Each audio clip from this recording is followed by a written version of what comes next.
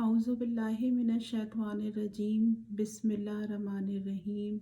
رب اشرح لی صدری ویسر لی امری واحلل عقدۃ من لسانی یفقہوا قولی۔ السلام علیکم ویورز، جب اللہ تعالیٰ نے یہ دنیا بنائی اور بنی نوع انسان کو بنایا تو اللہ تعالیٰ نے اس کائنات پہ، اس خطۂ عرش پہ بنی نوع انسان کو جب اتارا تو اس کی رہنمائی کے لیے اور کیونکہ ہمیں اللہ تعالیٰ نے اشرف المخلوقات بنا کے اتارا اس دنیا میں، تو اللہ تعالیٰ نے ہماری رہنمائی کے لیے اور ہماری ہدایت کے لیے جہاں انبیاء علیہ السلام کو بھیجا دنیا میں اور اپنی کتاب اور شریعت دے کے بھیجا، وہیں کیونکہ ہم اللہ کے خلیفہ کے طور پہ اس دنیا میں آئے تھے تو اللہ تعالیٰ نے اس کائنات کے جو لا آف نیچرز ہیں ان کو، اور اس کائنات میں جن اصولوں کے تحت یہ کائنات چل رہی ہے، مثلا فزکس کے لا ہوں یا بایولوجیکل لا ہوں، ہر قسم کے لا کو ہم انسانوں کی یعنی انسان اس کے ساتھ ہم آہنگ ہو کر اور بہتر طور پہ اپنی زندگی گزار سکیں، اس لیے اللہ تعالیٰ نے اس کو جو ہے ہمارے تابع کر دیا۔ اب آپ یہ دیکھیے ویورز کہ جب ہم انسان اس دنیا میں آئے تو ہم جو ہیں وہ اس دنیا میں کو ایک امتحان گاہ بنا کر اور ہمیں اس دنیا میں ایک خاص ٹائم پیریڈ دے کر بھیجا گیا کہ یہاں پہ ہم آ کے اور ہماری زندگی یہاں پہ ایک امتحان، ایک ٹیسٹ کی صورت میں ہم یہاں گزارے آ کے۔ اور ویورز یہ دیکھیے آپ کہ جب اللہ تعالیٰ نے ہمیں یہاں بھیجا تو ہمارا جو یہ امتحان ہے، ہمارا جو یہ ٹیسٹ ہے جس کے لیے ہم اس دنیا میں آئے ہیں،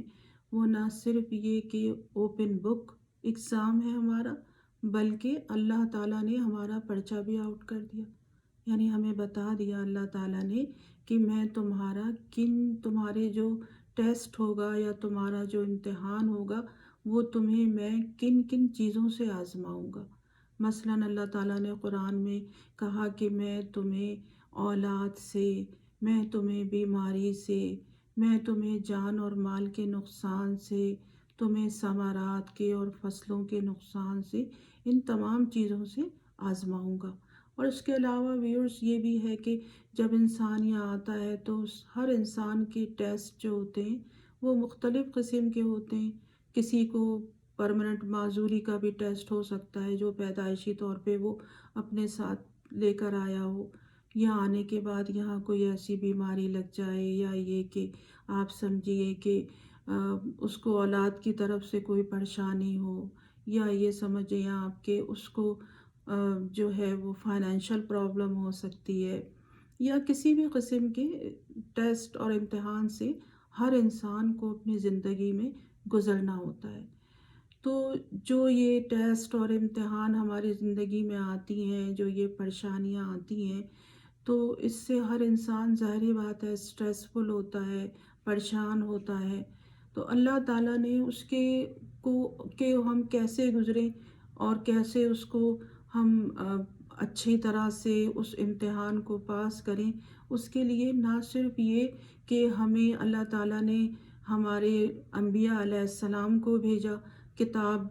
اور شریعت دے کے کہ وہ جیسے یہاں کے امتحان سے پہلے ایک طرح سے جیسے ورکشاپ ہوتی ہے نا، ایک کلاس کرائی جاتی ہے تیاری کے لیے، کہ انہوں نے ہماری اپنی زندگی میں ان تمام شریعت کو لاگو کر کے اور اس کے مطابق اپنی زندگی کو گزار کے ہمیں بتایا کہ کس طرح ہم اگر اللہ کی ہدایت پہ، اللہ کی شریعت پہ، اللہ کے بتائے ہوئے طریقے پہ چلیں گے تو ہم نہ صرف اس زندگی کے امتحان کو پاس کر سکیں گے بلکہ آخرت میں ہم سرخرو ہوں گے، کامیاب ہوں گے۔ تو لیکن ویورز آپ یہ دیکھیے کہ اللہ تعالیٰ نے اس اہتمام کے بعد اب جب کہ ہمارے آخری نبی صلی اللہ علیہ وآلہ وسلم کی وفات کے بعد دوبارہ قیامت تک کوئی اور نبی نہیں آئے گا، آپ ہمارے آخری نبی ہیں اور آپ کے بعد کوئی نبی نہیں آئے گا۔ تو اللہ تعالیٰ نے ہمیں ایسے بے یار و مددگار اس کے باوجود نہیں چھوڑا کہ ہمارے پاس کتاب ہے، ہمارے نبی کی سنت ہے، ہم اس کو فالو کریں، اس کو سمجھیں، اس کو اپنی زندگی میں شامل کریں۔ اس کے علاوہ بھی ہمارے پیارے اللہ نے ہمیں جو ہے ہمارے لیے ایک اور بہت پاورفل اور بہت طاقتور ہتھیار ہمیں دیا، اور یوں سمجھ لیے کہ وہ ہتھیار ایسا ہتھیار ہے ہمارے پاس کہ اگر ہم اس کو یوز کریں تو نہ صرف یہ کہ ہم اپنی پریشانیوں کو دور کر سکتے ہیں، بلکہ کبھی کبھی تو اس ہتھیار کو یوز کر کے ہم اپنی تقدیر تک کو بدل سکتے ہیں۔ جی ہاں ویئرس، آپ صحیح سمجھے ہیں، میں بات کر رہی ہوں دعا کی۔ ویئرس، دعا کا مطلب ہے پکار، یعنی اپنی کسی مصیبت میں، کسی پریشانی میں، کسی مصیبت کے وقت اور اپنی کسی تکلیف کے وقت اللہ تعالیٰ کو مدد کے لیے پکارنا، مناجات کرنا، اللہ سے بہت گڑ گڑا کے التجا کرنا، تو اس کا نام ہے دعا۔ اللہ تعالیٰ ہماری دعائیں سنتا ہے اور ان کو قبول کرتا ہے، اور پھر ہماری مشکل اور ہماری پریشانی کو ٹال دیتا ہے۔ ویئرس، سب سے پہلے انسان حضرت آدم علیہ السلام جب اس دنیا میں آئے اور جب ان کو یہ احساس ہوا کہ ان سے اللہ کی نافرمانی کر کر کچھ غلطی ہو گئی ہے، تو انہوں نے فوراً گڑ گڑا کے اللہ سے معافی چاہی۔ اللہ تعالیٰ نے ان کو معافی کے کلمات سکھائے اور انہوں نے گڑ گڑا کے اللہ تعالیٰ سے مناجات کی، معافی مانگی، اور اللہ تعالیٰ نے ان کو معاف کر دیا۔ تو ویئرس، وہ سمجھیے آپ اللہ کی اور بندے کے درمیان وہ پہلی پکار تھی جو کسی بندے نے اللہ کے ساتھ کری، یا پہلی دعا تھی جو کسی بندے نے اللہ سے کری، اور اللہ تعالیٰ نے اس کا فوراً جواب دیا اور ان کو معاف کر دیا۔ اس کے بعد اللہ تعالیٰ نے جو ہے یہ دروازے اپنے پورے بنی نوع انسان کے لیے ہمیشہ کے لیے قیامت تک کے لیے کھول دیے، یعنی جس وقت دل چاہے ہم اللہ سے گڑ گڑا کے اپنی احتیاج اس کے سامنے رکھ کے اور اس سے مدد طلب کر سکتے ہیں، یعنی ہم اللہ سے جس وقت چاہیں اپنی مشکل کے لیے مدد مانگ سکتے ہیں۔ ویئرس، اللہ تعالیٰ قرآن میں فرماتے ہیں ایک جگہ کہ سورہ اعراف کی ایک آیت ہے جس کا ترجمہ یہ ہے کہ اللہ تعالیٰ دعا کے متعلق فرما رہے ہیں کہ دعا کیا کرو تذلل ظاہر کر کے بھی اور چپکے بھی۔ البتہ یہ بات واقعی ہے کہ اللہ تعالیٰ ان لوگوں کو ناپسند کرتے ہیں جو دعا میں حد ادب سے نکل جائیں، اور دنیا میں بعد اس کے کہ درستگی کر دی گئی ہے فساد مت پھیلاؤ، اور تم اللہ تعالیٰ کی عبادت کرو، اس سے ڈرتے رہو اور امیدوار رہتے ہوئے بے شک اللہ تعالیٰ کی رحمت نزدیک ہے۔ یعنی آپ یہ دیکھیں کہ اللہ تعالیٰ کہہ رہے ہیں کہ مجھ سے تم دعا مانگو، اور دعا مانگنے کا اللہ تعالیٰ طریقہ کیا بتا رہے ہیں کہ حد ادب سے مت بڑھو، یعنی حد ادب سے اب نہ بڑھنا دعا میں، اس کے کیا معنی؟ یعنی اللہ تعالیٰ سے دعا کرتے وقت اپنی جینون مشکلیں، پریشانیاں اللہ سے ہم ان کے سامنے ان کے لیے ہم مانگ سکتے ہیں کہ اللہ تعالیٰ یہ مشکل مدد مانگ سکتے ہیں کہ یہ مشکل ہماری دور کر دے، یا یہ کہ ہمیں کوئی چیز بھی چاہیے اگر اللہ تعالیٰ سے اپنے لیے، تو ہم وہ بھی طلب کر سکتے ہیں اللہ تعالیٰ سے، لیکن ایک ایسے سلیقے کے ساتھ جس میں ہمارا خضوع ظاہر ہو، اللہ کے سامنے گڑ گڑا کے التجائیہ انداز میں، مناجات کے انداز میں، اس طرح ہم اللہ تعالیٰ سے دعا کریں۔ اللہ تعالیٰ نے کہا ہے نا حد ادب سے مت بڑھو، یعنی بعض دفعہ بہت چیخ کے یا پکار کے یا شاعرانہ انداز میں یا گا کے دعا مانگنا، اس کی سخت ممانعت ہے، یہ حد ادب سے نکل جانے میں آتا ہے، اس سے چیزوں سے پرہیز کرنا چاہیے۔ ویورز، دعا مانگنے کے آداب یا ایٹیکیٹس کیا ہیں، سب ہمیں نبی صلی اللہ علیہ وآلہ وسلم نے کی حدیث سے پتہ چلتا ہے کہ آپ نے فرمایا کہ سب سے پہلے اللہ سبحانہ و تعالیٰ کی حمد و ثنائے بیان کی جائے، اس کے بعد آپ رسول صلی اللہ علیہ وآلہ وسلم پہ درود بھیجیں، اور اس کے بعد پھر آپ کی جو بھی تکلیف ہے یا جو بھی پریشانی ہے یا جو بھی آپ اللہ تعالیٰ سے مانگنا چاہتے ہیں وہ التجا، وہ احتیاجات آپ اللہ کے سامنے رکھیں۔ اس طرح یہ سلیقہ ہے دعا مانگنے کا۔ اس کے علاوہ حدیث میں آتا ہے، نبی کریم صلی اللہ علیہ وآلہ وسلم نے فرمایا کہ تمہارا رب بڑا حیادار ہے اور بڑا سخی ہے، اس کو اپنے بندے کو خالی ہاتھ، جب اس کا بندہ اس سے دعا مانگتا ہے تو اس کو اپنے بندے کو خالی ہاتھ لوٹاتے ہوئے حیا آتی ہے، اور وہ اس کو ضرور نوازتا ہے کیونکہ اللہ تعالیٰ بہت سخی ہے۔ اس کے علاوہ ہمارے نبی کریم صلی اللہ علیہ وآلہ وسلم نے فرمایا، جامع ترمذی کی یہ روایت ہے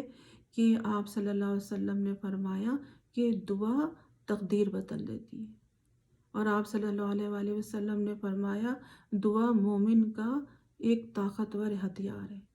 یعنی دعا جو ہے وہ مومن کا ایک طاقتور ہتھیار ہے۔ ویورز، اس کے علاوہ آپ یہ دیکھیے کہ سورہ بقرہ میں، سورہ آل عمران میں، اور سورہ انبیاء میں، اور سورہ یونس میں، اللہ تعالیٰ نے سورہ انبیاء میں اور ان تمام صورتوں میں اللہ تعالیٰ نے ان نبیوں کی دعائیں جو ہیں وہ ہمیں قرآن میں بتائی ہیں کہ نبی کس طرح جامع اور مکمل دعا مانگتے تھے، کہ جس میں دین اور دنیا دونوں کی بھلائیاں شامل ہو جاتی تھیں۔ اب آپ یہ دیکھیے کہ نبی صلی اللہ علیہ وآلہ وسلم نے فرمایا کہ دعا جو ہے وہ کم الفاظ میں اور جامع مانگو، یعنی دو ٹوک ہو، کم الفاظ میں ہو اور جامع دعا ہو، اللہ سے گڑ گڑا کے دعا مانگی جائے۔ آئیے اب ہم یہ دیکھتے ہیں کہ دعا قبول ہونے کے کیا طریقے ہیں، یعنی کس طریقے سے دعا قبول ہوتی ہے۔ ویورز، دعا کے قبول ہونے کے 3 ذریعے ہیں، یعنی ایک ذریعہ نبی صلی اللہ علیہ وآلہ وسلم نے فرمایا کہ ایک ذریعہ تو یہ ہے کہ آپ دعا مانگیں اور آپ کو اسی وقت جو آپ مانگ رہے ہیں آپ کو عطا کر دیا جائے، ایک ذریعہ یہ ہے۔ پھر ایک ذریعہ یہ ہے کہ آپ دعا مانگیں تو آپ کو اس وقت وہ چیز نہ عطا کی جائے، مؤخر کر دی جائے، اور اس کے بدلے آپ کے اوپر کوئی مصیبت پریشانی ہے اس کو ٹال دیا جائے، اور جو آپ صبر کریں گے اس کا آپ کو ثواب بھی عطا کیا جائے۔ اور تیسرا طریقہ یہ ہے اللہ تعالیٰ کا قبول کرنے کا کہ جو آپ مانگ رہے ہیں وہ دنیا میں تو آپ کو نہ ملے، لیکن آخرت میں اس کے بدلے آپ کے گناہ مٹا دیے جائیں اور آپ کے نامہ اعمال میں اجر و ثواب لکھ دیے جائیں۔ اسی سے متعلق حضور صلی اللہ علیہ وآلہ وسلم کی حدیث ہے جو سنن ابی داؤد کی ہے کہ آپ نے فرمایا کہ جب لوگ قیامت کے دن اپنے اجر و ثواب کے ڈھیر دیکھیں گے اور ان کو یہ بتایا جائے گا کہ یہ آپ کو اس لیے ملے کہ جو دعائیں آپ دنیا میں مانگا کرتے تھے اور وہ دعائیں آپ کی قبول نہیں ہوئی، تو اس کے بدلے میں یہ اجر و ثواب آپ کو عطا کیے گئے ہیں، تو وہ یہ حسرت کریں گے کہ کاش ان کی دنیا میں کوئی دعا قبول نہیں ہوتی، یعنی اتنے شاندار اجر و ثواب ان کو وہاں عطا کیے جائیں گے۔ تو تینوں صورتوں میں ایک بندہ، ایک انسان کے لیے تینوں صورتوں میں یہ اللہ تعالیٰ کی بہت بڑا رحم ہے اور کرم ہے کہ وہ ہماری دعاؤں کو چاہے ان تینوں میں سے کسی بھی صورت میں ہمارے لیے ہماری دعا کو ایکسیپٹ کر لے، قبول کر لے۔ ویورز، تو ہمارے لیے اللہ کا یہ بہت بڑا کرم اور احسان ہے ہمارے اوپر۔ ویورز، جب ہم دعا مانگیں تو ہمیں یہ بھی خیال رکھنا چاہیے کہ ہم ایسی چیز مانگیں جو دنیا کے اصولوں کے خلاف نہ ہو، اس لیے نہیں کہ اللہ دے نہیں سکتا، وہ اللہ تو اس کے لیے کوئی چیز بھی دینا یا کر دینا ناممکن نہیں ہے، اللہ کے لیے تو بس اللہ کن کہتا ہے اور چیز ہو جاتی ہے، لیکن یہ ایک طرح سے ہمارے لیے مناسب رویہ نہیں ہے کہ ہم اللہ سے ایسی فرمائش کریں جو جینون نہ ہو، جو دنیا کے اصولوں کے خلاف ہو۔ مثلاً کوئی شخص ہے، اگر وہ یہ کہے کہ اللہ میاں بس میں سوؤں اور صبح اٹھوں تو میرے تکیے کے نیچے سے سونے کی اینٹ نکل آئے، اللہ میاں میں، کیونکہ اللہ تو، اور پھر وہ اس پہ بضد بھی ہو کہ اللہ تو کہتا ہے کہ میں جو مانگوں میں دے دوں گا، تو میں تو اللہ سے مانگ رہا ہوں اللہ مجھے دے دے یہ چیز۔ اللہ دینا چاہے تو آپ کو یہ بھی کر کے دے سکتا ہے، دے معجزے ہوتے ہیں ویورز، تو اللہ چاہے تو وہ کر سکتا ہے، لیکن یہ اللہ نے کہہ دیا نا کہ دعا مانگنے میں حد ادب سے مت بڑھو، یہ چیز ادب کے خلاف ہے، کہ گویا آپ اللہ کو چیلنج کر رہے ہیں، نعوذ باللہ، تو یہ چیز ادب کے خلاف ہے۔ تو ہمیں ایسی دعائیں مانگنے سے گریز کرنا چاہیے۔ اور ویورز، ہم جب دعا مانگیں تو دعا کی قبولیت کا ایک طریقہ یہ بھی ہے کہ جو چیز آپ اپنے لیے مانگ رہے ہیں وہی چیز آپ اپنے مسلمان بھائی کے لیے بھی مانگیں۔ جب آپ ایسا رویہ اختیار کرتے ہیں تو فرشتے آپ کے لیے اس دعا کو اللہ تعالیٰ تک پہنچاتے ہیں، اور فرشتے بھی اس کے اوپر آمین کہتے ہیں۔ تو آپ دیکھیے جس دعا پہ فرشتے آمین کہیں، آپ سوچئے کہ وہ دعا کیوں نہیں قبول ہوگی۔ اور ویورز، اللہ تعالیٰ نے کہا ہے کہ ہمیشہ 24 گھنٹے میں سے، یعنی مجھ سے ہر وقت اچھی امید لگا کے رکھو، اچھا گمان رکھو۔ ایک انسان جیسا اللہ کے لیے گمان کرے گا، اللہ کہتا ہے وہ مجھے ویسا ہی پائے گا۔ تو جیسا تم میرے لیے اپنے دل میں گمان رکھو گے ویسا ہی تم مجھے پاؤ گے۔ یعنی پہلے سے ہی اگر ہم سوچ لیں کہ پتہ نہیں اللہ میری یہ دعا قبول کرے گا کہ نہیں، پتہ نہیں اللہ تعالیٰ مجھے یہ چیز عطا کرے گا کہ نہیں، تو یعنی آپ خود شروع سے ہی بے یقینی کا شکار ہیں، تو پھر آپ کیسے ایک بہت پر اعتماد ہو کے اللہ کے اوپر پورا بھروسہ کر کے کیسے دعا مانگیں گے؟ تو یہ ہمارا رویہ بھی یہ ہونا چاہیے کہ جب ہم دعا مانگیں اللہ تعالیٰ سے تو پورے یقین کے ساتھ مانگیں کہ وہ میرا رب ہے، وہ میرا پالنے والا ہے، وہ میرا پیدا کرنے والا ہے، اس نے مجھ سے وعدہ کیا ہے کہ جو مجھ سے مانگو گے میں تمہیں دوں گا، اور جب میرے رب نے مجھ سے وعدہ کیا ہے تو وہ مجھے ضرور دے گا۔ اس یقین کے ساتھ ہم اللہ سے دعا مانگیں۔ ویورز، نبی صلی اللہ علیہ وآلہ وسلم نے 2 دعائیں انبیاء علیہ السلام کی ایسی ہیں جن کے متعلق کہا ہے کہ اگر ہم ان دعاؤں کو پڑھ کے جو دعا مانگیں گے تو وہ ہماری دعا ہمارا رب تعالیٰ ضرور سنے گا اور اسے قبول کرے گا۔ آئیے ہم سب سے پہلے اب یہ دیکھتے ہیں کہ دعا مانگنے کے وہ کون سے اوقات ہیں جس میں دعا قبول ہوتی ہے۔ تو آئیے سب سے پہلے ہم یہ دیکھتے ہیں کہ وہ کون کون سے اوقات ہیں جس میں دعائیں قبول ہوتی ہیں۔ سب سے پہلے تو جو ہے وہ اذان اور اقامے کے درمیان کی دعا، وہ اللہ تعالیٰ ضرور قبول کرتا ہے۔ لیلۃ القدر کی دعا، اسی طرح ویورز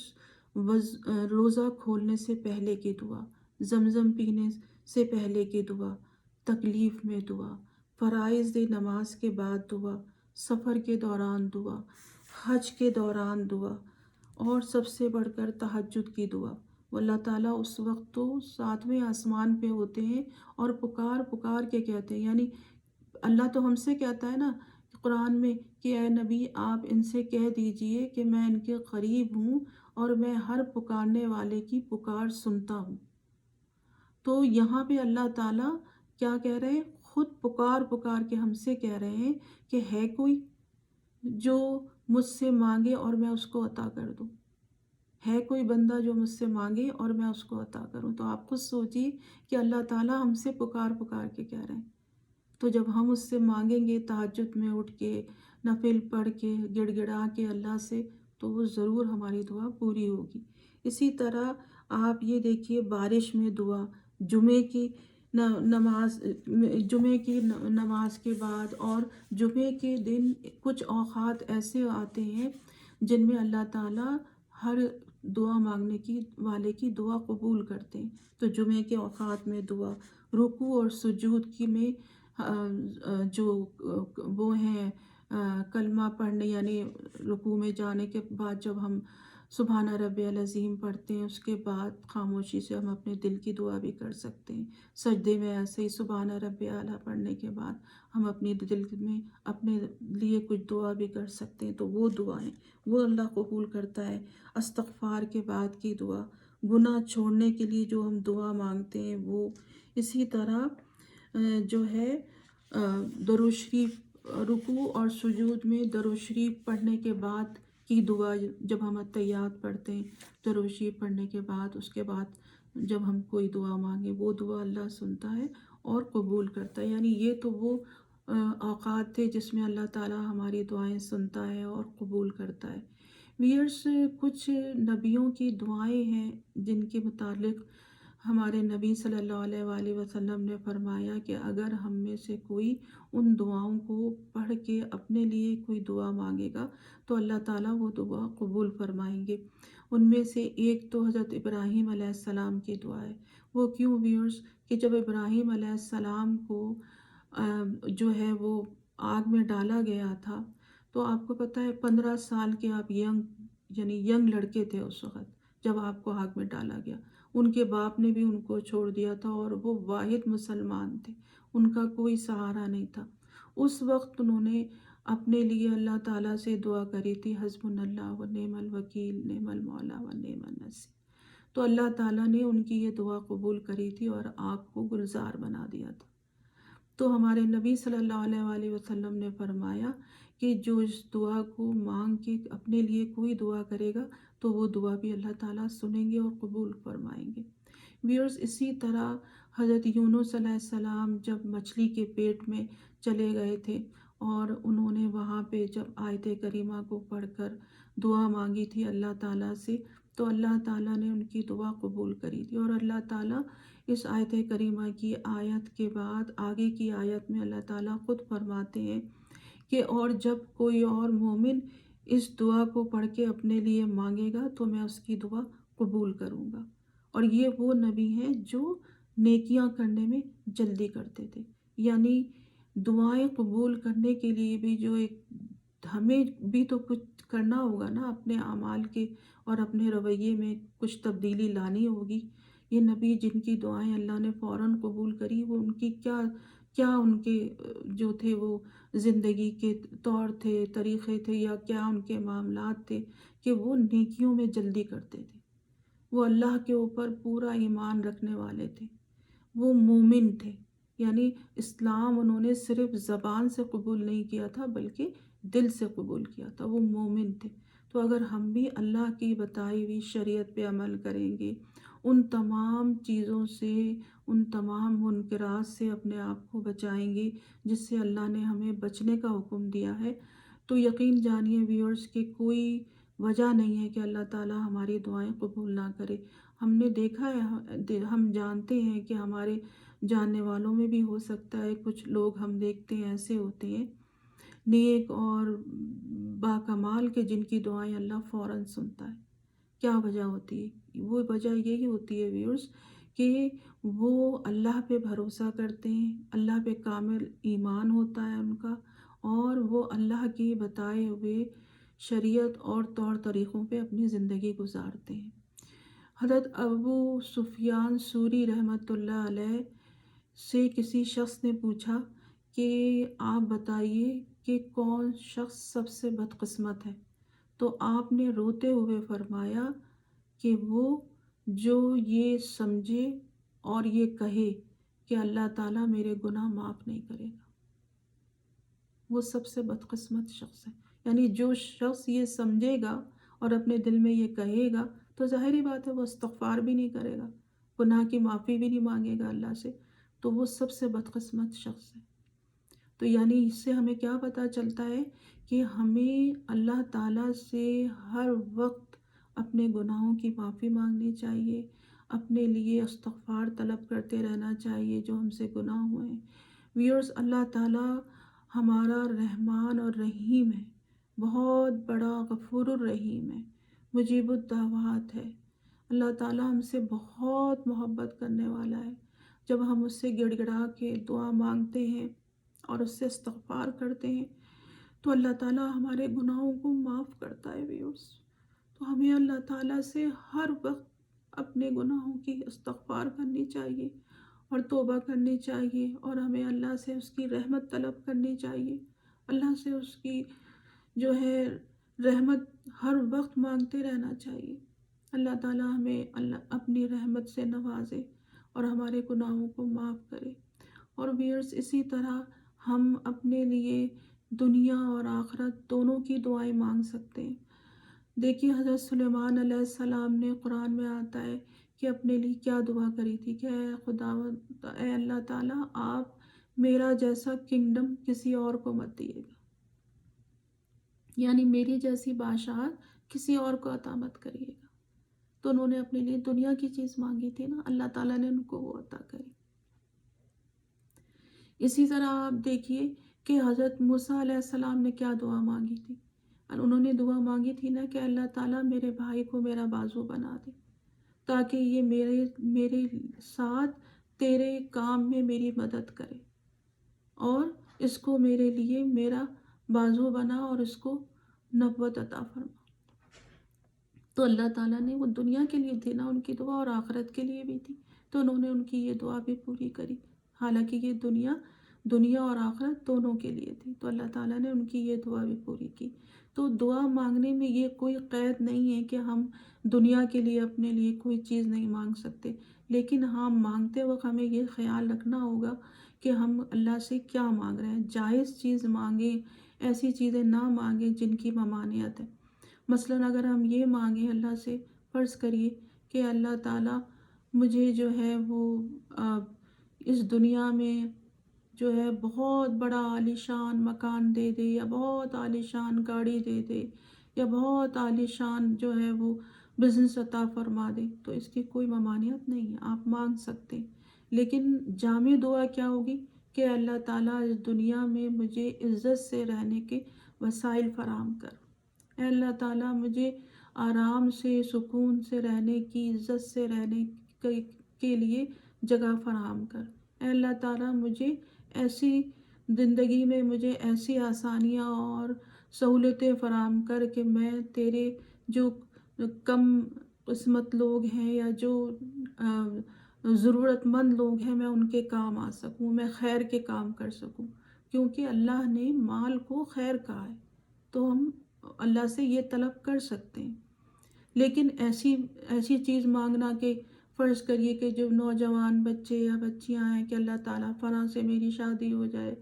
یا فلاں لڑکی مجھ سے میرے ساتھ شادی کر لے، یا وہ فلاں لڑکا مجھ سے شادی کر لے، ایسی دعاؤں کے بجائے اللہ تعالیٰ سے یہ کہنا چاہیے کہ اللہ تعالیٰ اگر میرے حق میں اور میری خاندان کے حق میں اور میری آخرت کے حق میں اس رشتے کا ہونا جو ہے وہ فائدہ مند ہو، تو آپ اس میں آسانیاں ڈال کے مجھے عطا فرما دیجیے۔ اس دعا کو ہمیں اس طرح جامع انداز میں کرنا چاہیے۔ ہمیشہ اللہ تعالیٰ سے، دیکھیے ہم اللہ تعالیٰ سے ہمیشہ عقل و شعور مانگنا چاہیے، تعلیم مانگنی چاہیے، علم مانگنا چاہیے، اللہ تعالیٰ سے التجا کرنا چاہیے کہ اللہ تعالیٰ ہمیں اپنے کلام کو، قرآن کو پڑھنے کی، سمجھنے کی اور اس پہ عمل کرنے کی توفیق عطا فرمائیں، یا اللہ تعالیٰ ہمیں عقل و شعور عطا فرمائیں، یا اللہ تعالیٰ آپ ہمیں ہماری زندگی کا مقصد جاننے کی، سمجھنے کی اور اس کو حاصل کرنے کی توفیق عطا فرمائیں۔ اس طرح کی جامع دعائیں ہمیں مانگنی چاہیے۔ آپ انبیاء اکرام کی دیکھیے دعائیں کتنی جامع ہوتی تھیں، وہ اپنی اور اپنی اولاد کے لیے کیا مانگتے تھے۔ حضرت ابراہیم علیہ السلام اور حضرت اسماعیل علیہ السلام جب خانہ کعبہ کی دیوار اٹھاتے جا رہے تھے تو کیا دعا کر رہے تھے کہ اے اللہ تعالیٰ، جس کا مفہوم کچھ اس طرح ہے کہ اے اللہ تعالیٰ آپ میری اولاد میں ایسی اولاد میری پیدا کیجئے، میری نسل پیدا کیجئے کہ جو نماز کو، تیرے دین کو قائم کرنے والے ہوں، ایسے لوگ پیدا کیجئے، اور اللہ تعالیٰ ان میں نبی اٹھائیے گا، ان میں نبی اور رسول بھیجیے گا۔ تو اللہ تعالیٰ نے دیکھی کیسی آپ کی دعا قبول کری کہ ان کی جو ہے اولاد میں سے نبی، انبیاء علیہ السلام آئے، اور کتاب اللہ تعالیٰ نے ان انبیاءوں کو عطا فرمائی، اور رہتی دنیا تک ان کا دین قائم رہا۔ آپ یہ دیکھیے ایسی دعائیں ہمیں مانگنی چاہیے۔ سب سے احسن دعائیں تو وہ دعائیں ہیں جو ہمیں قرآن اور حدیث سے ملتی ہیں، اور پھر اس کے بعد رسول صلی اللہ علیہ وآلہ وسلم کی مسنون دعائیں ہیں، ان کو ہمیں پڑھنا چاہیے روزانہ کی بیسس پہ۔ یہ سب سے احسن طریقہ ہے۔ اس کے علاوہ ویورز، ہم اپنی زبان میں اللہ سے گڑ گڑا کے جو بھی دعا مانگے ہم مانگ سکتے ہیں، مگر اسی خیال اور اس کے ساتھ کہ آپ پہلے اللہ تعالیٰ کی حمد و ثنا، پھر درود شریف، اور پھر ہم اپنے لیے دعا مانگیں، جامع دعا۔ اور ویورز، اللہ تعالیٰ سے مانگنے کے بعد جو ہے ہمیں اس بات پہ پورا یقین ہونا چاہیے کہ اللہ تعالیٰ نے ہماری دعا سنی ہے اور وہ ہمیں ضرور نوازے گا انشاءاللہ تعالیٰ۔ تو ویورز، یہ دعا مانگنے کے چند طریقے اور دعا کیسے قبول ہوتی ہے اس کے چند چیزیں تھیں جو میں نے آپ کے سامنے رکھی ہیں۔ امید ہے ویورز کہ آپ ان چیزوں کو دعا مانگتے وقت اپنے اس میں لائیں گے اپنے اعمال میں، اور اس کے ایسے ہی آپ دعا مانگیں گے۔ ویورز، اگر آپ کو یہ میری ویلاگ اچھا لگا ہے تو آپ اس کو لائک کریے، شیئر کریے، اور آپ میرے چینل کو سبسکرائب کریے۔ اور انشاءاللہ اب رمضان شریف کی آمد ہے، تو انشاءاللہ رمضان سے متعلق کچھ ویڈیو بنا کے میں ڈالوں گی ویورز اس کے اوپر۔ تو امید ہے کہ آپ کو یہ میری ویڈیو پسند آئے گی اور آپ اس کو اپنے دوستوں میں شیئر کریں گے۔ تو اجازت دیجیے، اللہ حافظ، اس دعا کے ساتھ کہ اللہ تعالیٰ ہماری ان کاوشوں کو قبول کرے، اور ہماری اور آپ کی سب کی تمام دعاؤں کو اللہ تعالیٰ شرف قبولیت بخشے، آمین۔ الصلاۃ والسلام علیکہ یا رسول اللہ، الصلاۃ والسلام علیکہ یا حبیب اللہ، صلی اللہ تعالیٰ علی خیر خلقہ، صلی اللہ تعالیٰ علی خیر خلقہ محمد وآلہ وصحبہ اجمعین برحمتک یا ارحم الراحمین۔ السلام علیکم۔